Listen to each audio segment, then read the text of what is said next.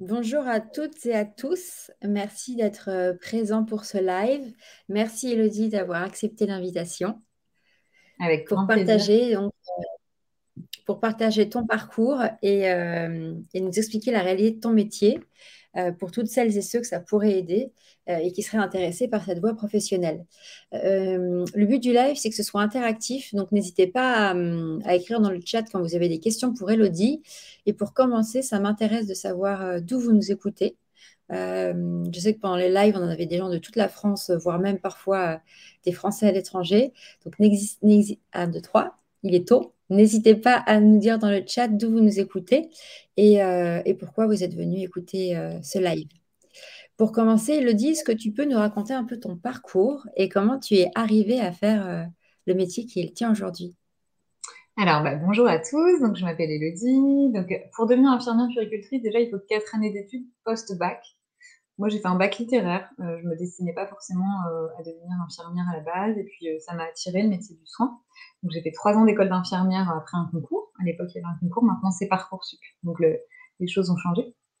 Et puis, on peut soit travailler après dans des services généraux en tant qu'infirmière, soit enchaîner sur une année de spécialisation, qui est une année complète avec des stages et avec des apports théoriques. Et donc, j'ai repassé un autre concours pour entrer en école d'infirmière puéricultrice. Et donc, j'ai fait ma 4e année. Voilà, donc je suis devenue infirmière puéricultrice au bout de 4 années d'études. Et ensuite, j'ai commencé à travailler dans des milieux hospitaliers, extra-hospitaliers. Et tu vas sûrement me reposer des questions, mais j'ai fait des diplômes complémentaires parce que ce qu'il faut savoir, c'est qu'il y a beaucoup, beaucoup d'infirmières puéricultrices qui font des DU après ou des masters ou des choses comme ça pour venir compléter leurs connaissances de base. Super. Et on sait que c'est souvent compliqué quand on a 16, 17, 18 ans de choisir une voie professionnelle. Est-ce que tu te rappelles pourquoi toi, à l'époque, tu t'es dit que tu voulais faire ça? Moi, je trouve que c'est un très, très beau métier déjà, c'est un très joli métier, c'est un métier où on prend soin des autres et on prend soin des plus vulnérables. Les enfants, c'est quand même, une population, c'est pas tout à fait égalitaire par rapport au monde des adultes et donc moi, c'est ça qui m'animait. C'est le fait de prendre soin des jeunes enfants et puis aussi d'accompagner les parents et je pense que plus on favorise, des débuts de vie alors, l'infirmière puéricultrice, elle est spécialisée dans tout ce qui est développement psychomoteur et affectif de l'enfant, mais elle est aussi spécialiste de la naissance aux 18 ans, de tout ce qui est soins physiques et psychiques pour les enfants. Donc, partout où il y a des enfants, que ce soit en milieu hospitalier, extra-hospitalier, il y a une infirmière puéricultrice. Et donc, c'est ça qui m'a attirée au démarrage. C'est vraiment cette notion de prendre soin, d'aider, et puis d'aider les parents, évidemment, qui sont les plus experts face à leur enfant. Et est-ce que, donc l'idée, c'est dans ces lives, de faire découvrir la réalité des métiers. Est-ce que tu peux nous expliquer un petit peu quelles sont les missions d'une infirmière puéricultrice? Quel est ton champ d'action? Qu'est-ce que tu fais au quotidien? Alors, une infirmière puéricultrice, en gros, elle peut travailler dans des milieux comme la maternité, la néonatologie, des lieux où il y a des très jeunes parents, mais aussi bien en pédiatrie, quand il y a des enfants hospitalisés, donc aux urgences pédiatriques, dans les services où il y a des enfants qui ont des cancers, par exemple, hein, l'hémato-oncologie. Donc voilà. Donc en fait, et elle peut travailler aussi en PMI, protection maternelle infantile, et en crèche. Et donc en pouponnière, j'oublie des services, hein, il y a aussi tout ce qui est pédopsychiatrie, les IME, voilà, où il y a des enfants porteurs de handicap. Donc son champ d'action va beaucoup varier en fonction de son lieu d'exercice. Donc quand on va être plutôt, par exemple, tout ce qui est lié à la pédiatrie, il y a quand même aussi beaucoup de soins physique, hein, elle peut poser des perfusions, faire des prises de sang, faire des examens de ce type-là, toujours accompagnée de soins psychiques, elle va avoir cette bienveillance, cette écoute, ce rôle de soutien face aux épreuves que traversent les familles. En maternité, elle a un gros, gros rôle de soutien à la parentalité. On sait que la jeune maman, elle traverse une période très complexe et le jeune papa aussi. Donc elle va avoir tout ce rôle d'accompagnement, de guider, de montrer les soins, heu, d'être à l'écoute aussi des émotions des parents, de ce processus un peu maturatif qui voilà dedans. Et aussi en milieu hospitalier, il y a tout ce qui est lié, évidemment aux transmissions. Quand on est infirmière puéricultrice, on travaille en équipe pluridisciplinaire et donc c'est important de connaître aussi les champs d'action, des médecins, des auxiliaires de puériculture, mais aussi de beaucoup d'autres professionnels qui travaillent avec elle. Et donc elle va aussi avoir un rôle de transmission, d'alerte, et elle va travailler en collaboration. En extra-hospitalier, son rôle est différent. Par exemple, elle peut être directrice de crèche Et là, il va y avoir vraiment un rôle de management important. Elle va porter le projet pédagogique de la structure. Elle va être garante des bonnes pratiques de la structure. Donc, il y a vraiment des rôles différents. Mais elle va aussi être référente quand il y a un enfant qui a de la fièvre ou s'il y a un problème physique. Et là, elle va devoir orienter si le médecin n'est pas là, par exemple. Donc, je dirais qu'il y a quand même une distinction entre l'extra et l'intra-hospitalier. En PMI, elle a un rôle au niveau des assistantes maternelles. Elle va s'occuper de tout ce qui est agrément des assistantes maternelles, vérifier que tout est bon et conforme pour que l'assistante maternelle puisse accueillir l'enfant. Elle va aussi travailler en amont pour savoir si on peut ou pas, en collaboration évidemment, et sous la responsabilité du conseil départemental, mais elle va aller faire des entretiens à domicile, voir si tout est sécurisé, voilà. Donc en PMI, il y a ce rôle-là. Il y a un gros, gros rôle de soutien à la parentalité également. Elle va peser l'enfant, donner des conseils aux parents. Et puis ce qui se développe beaucoup, beaucoup actuellement et ce qui manque dans l'offre de soins aujourd'hui, c'est l'infirmière puéricultrice libérale. Parce qu'en fait, on voit des sages-femmes libérales, des médecins libéraux, il n'y a pas encore d'exercice très répandu de l'infirmière libérale. Et ça commence à se mettre en place. Parce que dans le maillage et dans l'offre de soins, il y a un vrai besoin en dehors de la PMI. La PMI, ça touche 15% des familles à peu près. Et donc, il y a des gens qui vont pas. Alors, la PMI, c'est un outil génial parce que c'est aussi une équipe pluridisciplinaire. Et donc là, il y a cet exercice en plus qui se développe. Et donc, dans le soutien, dans l'exercice libéral, pardon, elle va aussi bien avoir le rôle qu'elle peut avoir parfois à l'hôpital, puisque ça va être une continuité parfois des soins qui ont été apportés à l'hôpital. Puis elle va aussi avoir un gros rôle au niveau du soutien à la parentalité, euh, qui est déficitaire. On le sait aujourd'hui. Hein, on sait qu'aujourd'hui, la prévention, c'est pas le fort en France, donc il faut vraiment aller développer ça un maximum. Voilà. Et donc moi, aujourd'hui, je suis... et puis j'ai oublié un lieu d'exercice, puisque moi, je suis chargée de formation. Donc moi, je forme les professionnels de la petite enfance. Ça, c'est une évolution possible après tous ces lieux d'exercice. On peut aussi devenir cadre, directeur des soins, il y a des écoles qui sont après. Mais donc moi, je forme des professionnels de santé, des auxiliaires, qui sont le vrai binôme de l'infirmière puéricultrice. Et puis j'ai développé l'action des cercles de parents qui va dans le sens de l'exercice libéral dont je parlais juste avant. Voilà. Super, effectivement, le C'est panorama. très, très vaste en fait, hein. C'est très, Ouais, très vaste et c'est vraiment de la naissance aux 18 ans. Donc ouais. il y a des infirmières puéricultrices qui font ce métier parce qu'elles adorent être dans la technicité. Tu vois, quand tu travailles en réanimation néonatale, il y a quand même des aspects très spécifiques, une grande dextérité à acquérir. Et puis il y a d'autres infirmières puéricultrices qui vont très, très vite se tourner vers, par exemple, la PMI parce qu'elles sont à l'aise dans tout ce qui est relationnel. Mais je dirais que c'est un métier qui allie quand même les deux. Moi, j'ai travaillé en néonat et en maternité au démarrage pendant 2 ans. Et donc, je pense que c'est vraiment un métier qui allie les deux facettes. Et c'est très important d'être compétent et d'avoir des connaissances sur les deux. Ouais, passionnant parce qu'effectivement, le panorama d'exercice du métier est hyper large. Euh, pour comprendre, en fait, c'est une formation infirmière et après, c'est une spécialisation en plus pour être infirmière puéricultrice, c'est ça? Exactement, c'est comme les infirmiers anesthésistes ou les infirmiers de bloc opératoire. Ouais, c'est Ok. ça.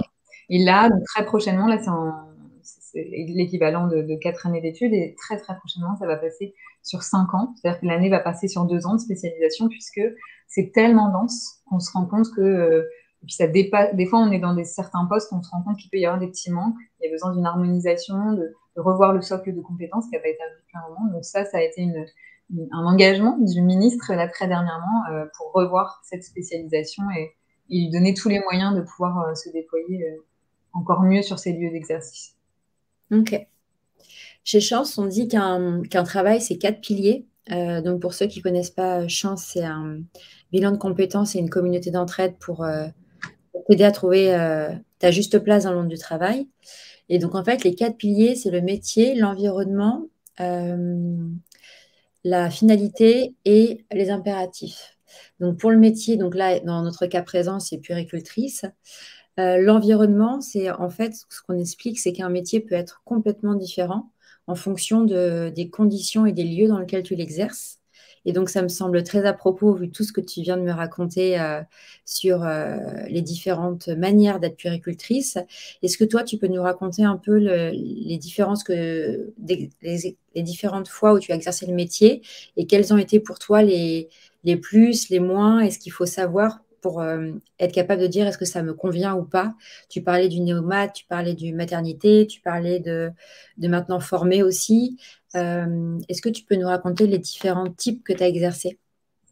Alors, j'ai commencé donc maternité néonatologie dans une maternité de niveau 3. Donc, maternité de niveau 3, ça veut dire qu'il y a de la réanimation néonatale.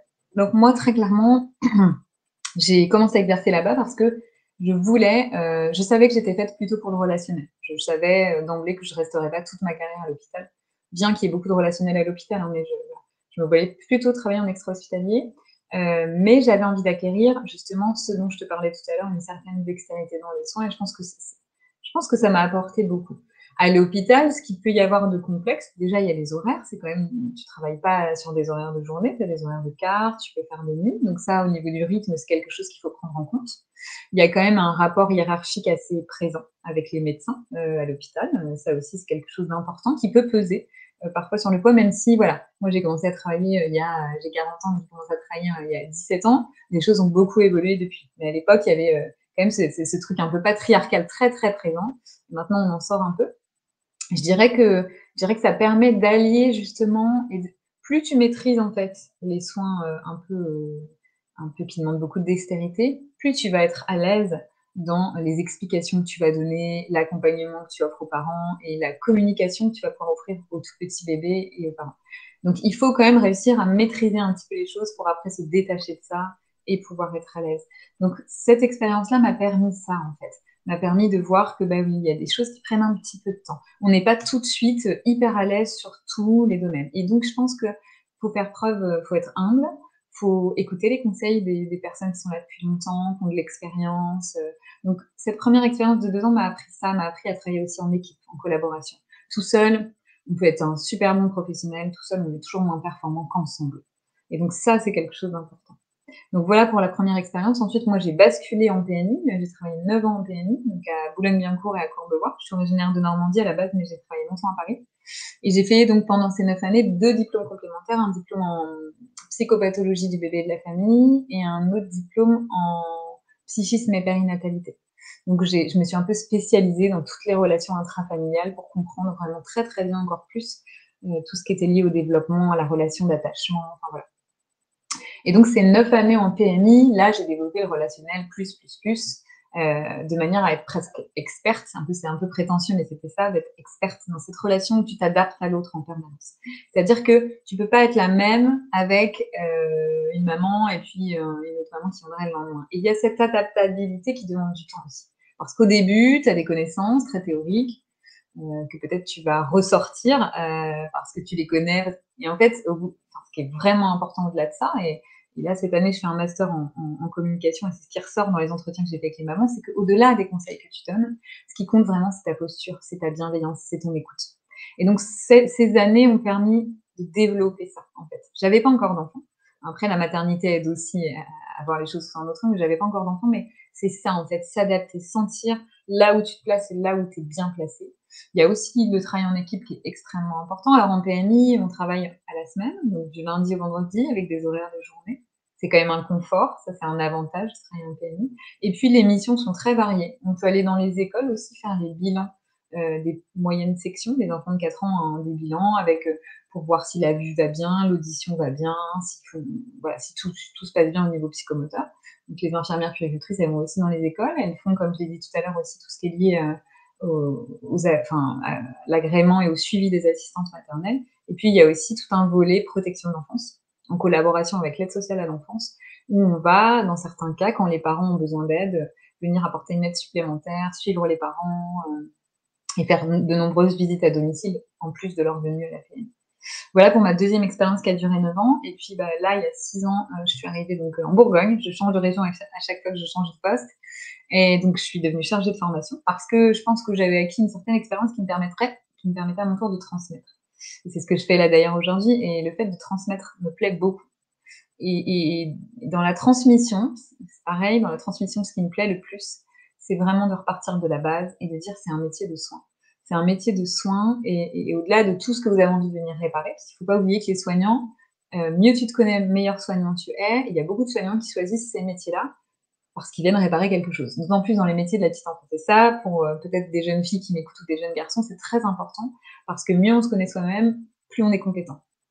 Et donc ça, je le dis beaucoup, beaucoup à mes élèves et de leur dire aussi c'est un métier de soin. Et prendre soin de l'autre, ça veut dire voilà, être bienveillant, être à l'écoute. Ça veut pas dire être hyper performant dans un soin qu'on va faire hyper technique. En tout cas, pas que, même si ça peut être une base importante, tu vois.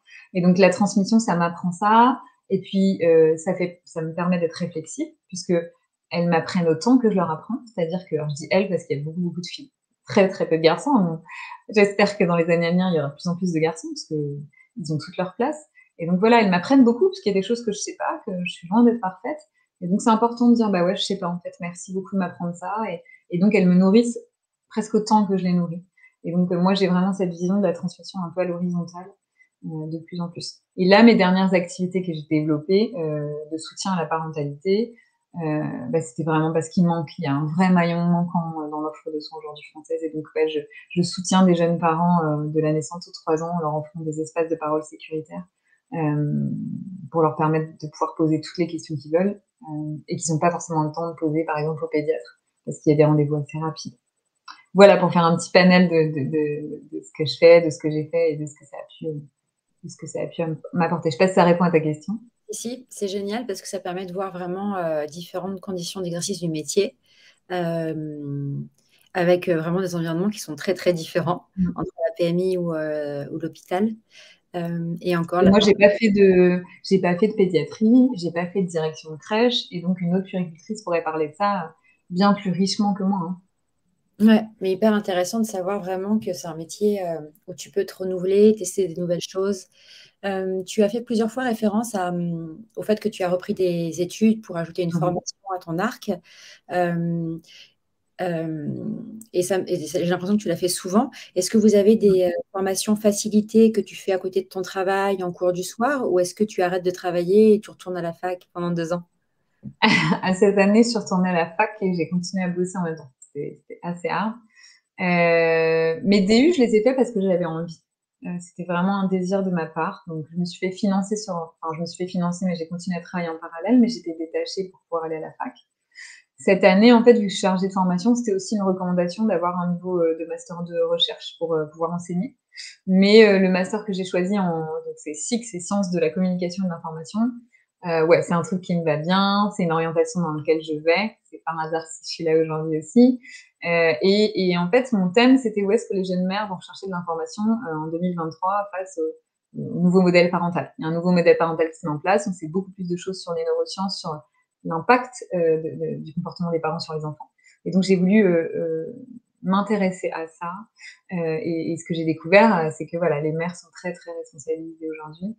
Donc, il y a un vrai devoir, enfin, en tout cas, de l'espace public, de bouger un peu les choses et d'inclure plus les pères. Et puis aussi de permettre plus d'expérimentation. C'est un modèle qui est encore très abstrait. Il y a beaucoup, beaucoup de bouquins, de podcasts, de choses là-dessus. Mais au final, voilà, les mères, elles font avec leur filtre et elles lisent des bouquins pendant la grossesse et avant l'accouchement. Et puis après, bah, c'est un peu, on fait tout seul puisque c'est pas une éducation reçue, c'est pas une éducation partagée par l'environnement proche. Voilà. Donc mon thème en fait, il y a un fil conducteur et c'est que des mères qui sont venues au cercle des parents que j'ai interrogé cette année pour mon master, que je vais soutenir là très prochainement. Voilà, voilà. Non, Donc, c'est passionnant. je pense que c'est important. Ouais, je pense que c'est important, tu vois, de continuer à.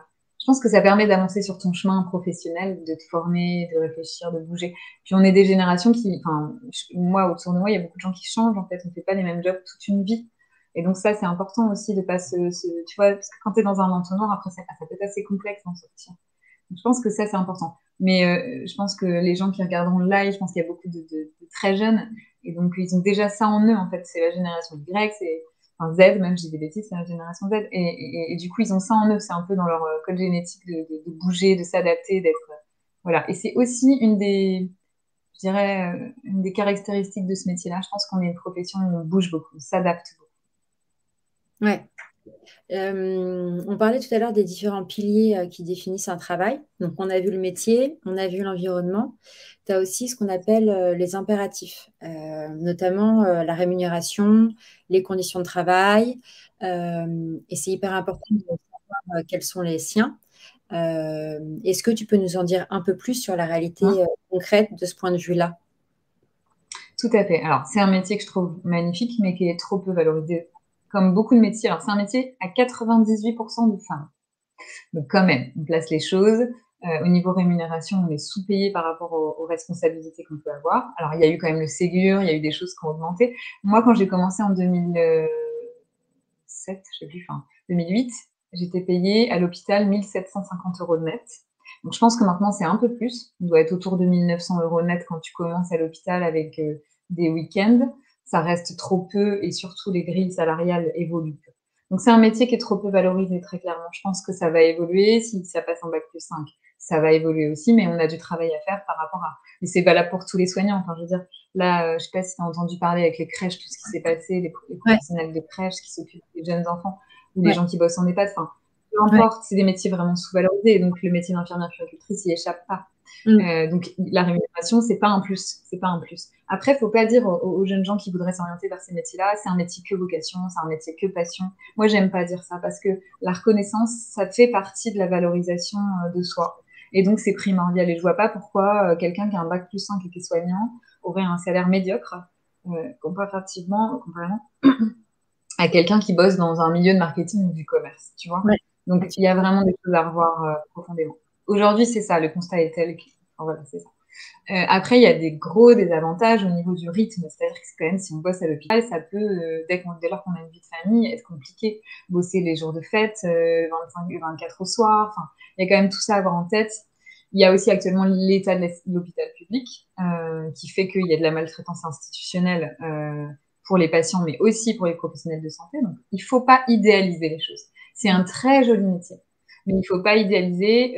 Il faut quand même avoir en tête ça et de se dire, ok, moi, je veux faire ce métier-là, je l'ai vraiment à cœur, mais je vais être face à un environnement qui est pas toujours des plus bienveillants, qui est pas toujours facile. On peut Mm. aussi être face à la réaction des patients qui peut être complexe. Enfin, tu Ouais. peux être face à la mort très souvent, même si c'est un lieu où il y a des enfants. Ça, voilà, émotionnellement, c'est un métier qui peut être très dur. Donc, je dirais, voilà, au-delà de ça, je regrette pas une seconde d'avoir choisi ce métier-là. Je trouve que c'est un métier tellement porteur de sens, tu vois, dans une société des fois où on perd ce sens-là. Donc voilà, Et ce que je pourrais dire. ouais, non, mais c'est hyper important Mm. de le dire. Et malheureusement, oui, c'est tous les métiers du care qui sont en plus Mm. essentiellement exercés par des femmes. Mm. L'enseignement a le même problème avec des C'est ça, jeunes. exactement. Ouais.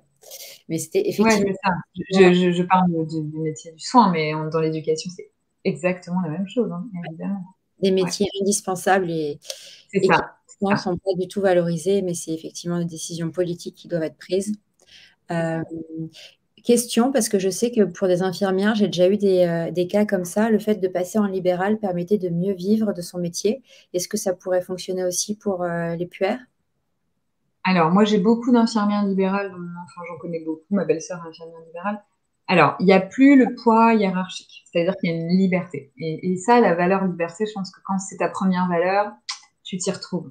Moi, perso, la liberté, c'est une valeur extrêmement importante. Mais au-delà de ça, il y a quand même un rythme qui peut être très intense. On entend souvent, ouais, les infirmières libérales gagnent super bien leur vie, ouais, mais elles font parfois 50 heures par semaine. Ouais, Tu vois? Donc, il y a ce rapport travail-gain. Donc, oui, t'as plus le poids hiérarchique, organisationnel que tu peux avoir dans d'autres structures.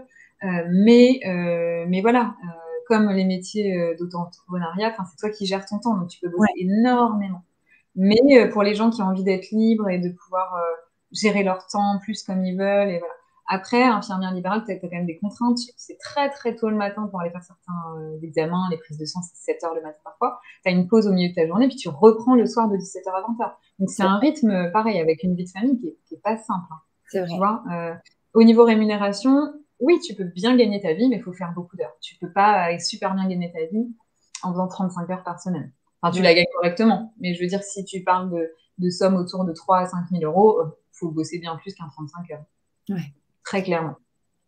Est-ce que tu... Après, ça dépend, j'allais juste te dire, ça dépend des actes, c'est-à-dire qu'il y a des actes qui sont bien rémunérés et d'autres pas. Mais si tu interrogeais des infirmières libérales, elles te diraient qu'elles sont trop peu payées parce que il y a certains actes qui sont, Mm. j'ai pas les tarifs en tête, mais c'est, voilà, c'est même pas respectable. Enfin, franchement, les tarifs devraient vraiment être revus. Ouais. Oui, puis tu rajoutes le tarif de l'essence pour aller voir les patients et... Voilà. Et puis aussi le temps que tu passes, c'est-à-dire que quel soin tu fais. En fait, si tu passes 2 minutes, tu fais ta prise de sang, tu t'en vas, tu speed à mort. Ou alors tu t'intéresses au relationnel puisque les soins techniques et le relationnel sont toujours couplés. Ouais, Toi, si on vient chez toi, qu'on te fait une prise de sang à la vite, qu'on prend pas le temps de se sourire, de te parler, ça va être un soin de moins bonne qualité. Donc il y a ce temps-là qui est pas à côté. Et tu ouais, vois, en fait, tous ces temps En fait, c'est ça qui est pas coté dans le système de soins. C'est tous ces temps hyper importants où tu prends vraiment soin de l'autre. Ouais, Et ça, c'est un problème tellement plus large. ouais. Mm. Pour finir, est-ce que tu veux nous raconter un petit peu l'association que tu as créée? Je ne sais pas si c'est le bon Alors, terme, association. alors, tu parles de laquelle? Tu parles d'Avis, du collectif Je suis infirmière puéricultrice, peut-être? Du collectif, non? Ouais, Ou des cercles de parents? les deux. Les deux. Alors, en fait, je suis devenue cofondatrice du collectif Je suis infirmière puéricultrice il y a 2 ans, avec des nanas géniales, parce que notre métier, on ne connaissait pas. Et tu vois, je pense qu'il y a 2 ans, il n'y aurait pas eu de faire aujourd'hui. Là, il y en a deux, il y a Alexia aussi. Et donc, c'est un collectif de citoyennes qui s'est retrouvé sur le net il y a 2 ans, juste après le confinement, pour défendre notre profession, lui donner de la visibilité, parce que quand tu disais qu'est-ce que c'est qu'une infirmière puère, les gens, ils ne savaient pas. Ils confondaient avec une auxiliaire de puériculture, qui est un peu l'équivalent d'une aide-soignante pour les enfants, avec qui on bosse en collaboration. Et donc, j'ai cofondé ce truc-là, et on s'est battu, on a bougé pour donner plus de visibilité, et on a un peu gagné, parce qu'aujourd'hui, on sait plus ce que c'est qu'une puère, en tout cas un petit peu plus qu'il y a 2 ans. Et en fait, on a été en contact avec le ministre, Adrien Taquet de l'époque, et Philippe Romac. Et on disait, voilà, il faut rembourser les soins en libéral des infirmières puères, du soutien à la parentalité, tout ça. Et en gros, bah, pour le moment, c'est pas encore acté, mais ils nous ont dit, investissez-vous dans des appels à projets des agences régionales de santé. Ce que j'ai fait, en lien avec la politique des 1000 premiers jours, puisqu'il y avait un vrai défaut de maillage, quoi. Et Oui. donc, j'ai réfléchi avec d'autres puéricultrices, et on a créé les cercles de parents. Donc, on a obtenu le projet, on a été lauréat du projet sur 3 départements à la base.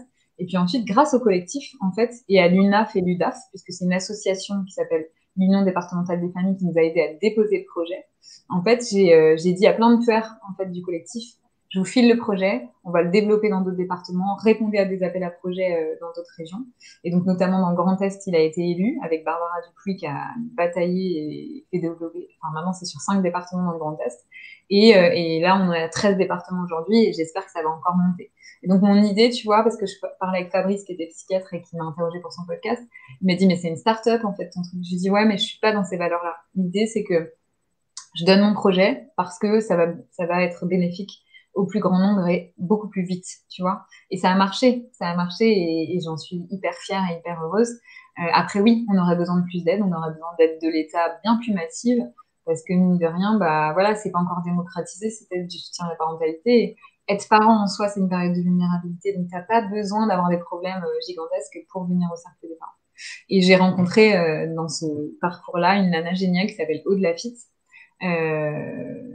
qui a perdu son bébé du syndrome du bébé secoué il y a 4 ans, de cette maltraitance. Elle a fondé, elle a réfléchi à une association qui s'appelle AVI, Action contre les violences infantiles, et elle m'a demandé de la rejoindre. Et donc maintenant, je suis devenue membre actif et fondateur de cet asso qui va se battre pour sensibiliser les professionnels de santé, mais aussi les parents. Et donc les cercles de parents, ce sera sûrement un outil pour sensibiliser les parents aux maltraitances, notamment au syndrome du bébé secoué, enfin, la maltraitance du bébé secoué. Voilà un peu l'histoire. Donc tout a un fil conducteur, si tu veux. Il y a... J'ai fait beaucoup de choses, mais tout est lié et tout s'articule. Et un peu mon leitmotiv, c'est, voilà, en fait, tu crées des belles relations et après tu tisses ensemble. J'ai cité Barbara, mais je pourrais citer Katia, je pourrais citer Claire, je pourrais citer Julie, je pourrais citer, enfin voilà, toutes les filles qui bossent avec moi au collectif, donc Estelle, enfin voilà, j'en oublie sûrement. Mais Michel, enfin Anne, voilà, et les deux Julie, c'est des nanas en fait qui on s'est portées mutuellement, on s'est aidées, et voilà. Et donc dans ce parcours-là, c'est ça que je retiens en fait. J'ai rien réussi toute seule. Donc voilà. Super, merci beaucoup Elodie pour ton partage. Il est 9h30, donc on va devoir arrêter. C'est toujours frustrant une demi-heure parce qu'on a toujours envie de continuer. Mais mille merci pour ton partage qui va contribuer à faire connaître encore plus ton métier. Et donc Elodie Emo, si vous voulez la retrouver sur les réseaux, puéricultrice, est très active, voire activiste sur tous ces sujets. On peut dire que je suis militante. Ouais. Et les cercles de parents sur Instagram, n'hésitez pas. Les cercles de parents sur Insta. Et le cercle des parents sur Instagram. Merci beaucoup, Elodie, pour ton temps. Merci à toi, Marine. À bientôt. Au revoir. À bientôt. Salut.